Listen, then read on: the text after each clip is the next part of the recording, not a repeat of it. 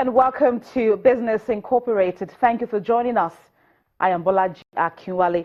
Today on the program, the Lagos-Ibadab highway gridlock persists 24 hours after a multiple accident that claimed lives. Ivory Coast to allow cocoa exporters roll over last season's unexecuted export contracts, plus rising expenditure by South African government's department grows by 80%. Let's begin with the latest development as regards the highway gridlock, talking about the Lagos-Ibadab highway gridlock that occurred yesterday as a result of multiple accidents. It's been 24 hours after that incident that claimed lives on the expressway and is still experiencing massive gridlock. Those who left their homes early enough, hoping to beat the traffic, were disappointed again, as most of them were trapped in the lockdown on the expressway.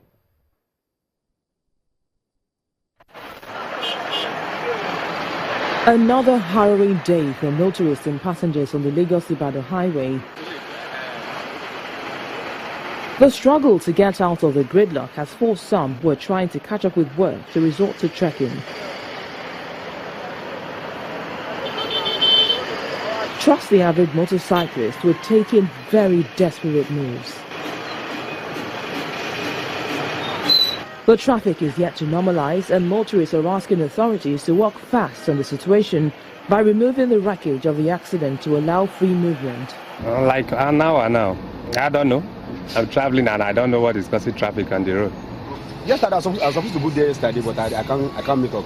So I need to go this early morning, around 5:30. So on getting here now, I made the hold up again. I don't know the cause, but it seems as if they are maybe because of the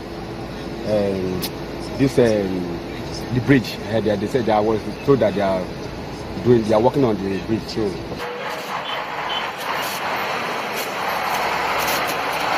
Unless something quick is done, it might just become another long day for motorists and other road users on this very busy Lagos-Ibadab expressway.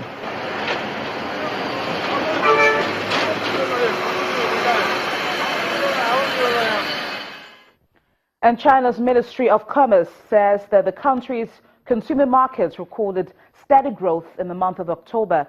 Retail sales touched 3.1 trillion yuan and grew by over 10% in the first 10 months of the year. China's consumer market posted steady growth in October, according to data released by the Ministry of Commerce on Thursday. The total retail sales of consumer goods reached 3.11 trillion yuan in October, up 10% year-on-year. In the first 10 months of the year, total retail sales of consumer goods grew 10.3%, equal to the growth rate in the first 3 quarters. The sales volume of the 5,000 retail enterprises under intensive monitoring by the Commerce Ministry rose 4.6% year-on-year in October, which was the highest growth rate this year, and 0.4% higher than September.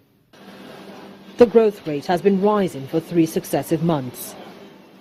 The online retail volume of the enterprises under the intensive monitoring by the Commerce Ministry rose 25.3% year-on-year in October, which was respectively 23.1%, 18.7% and 18% higher than those of department stores, supermarkets and shopping malls.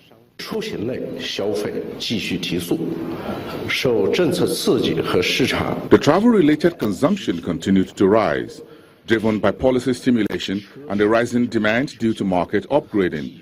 The auto sales grew 20.3% and the oil and oil products grew 4.7% year-on-year in October.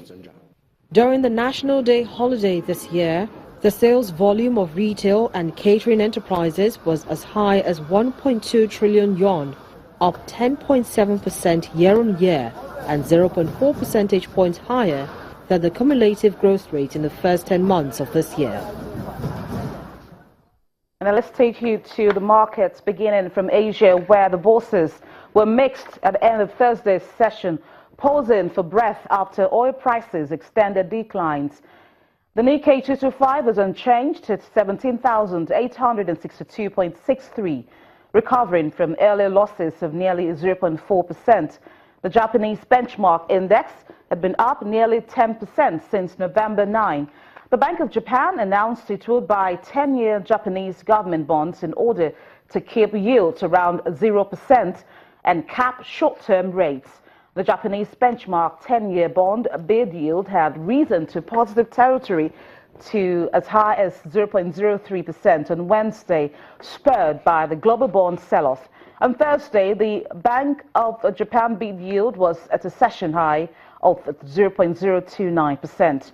China's markets finished mixed, with the Shanghai Composite closing up 0.11% at 3,208.67, while the Shenzhen Composite fell 0.37% to 2,116.85.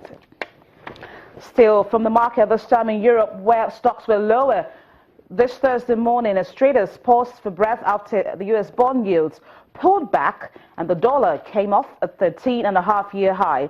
Now let's bring in Conrad Busen, DWTV financial correspondent, joining us from the Frankfurt Stock Exchange. Conrad, it's great to have you on the show. Now, the Bank of Japan today made a surprise announcement that it stands ready to buy any amount of government bonds aiming to cap rising yields. Is this move impacting European bond yields and pricing already?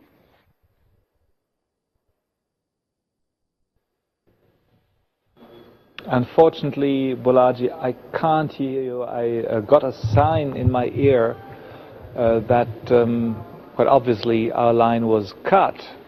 So okay. Maybe if I could repeat that question, I was asking you about the surprise move by the Bank of Japan today, saying that it stands ready to buy any amount of government bonds, aiming to cap rising yields.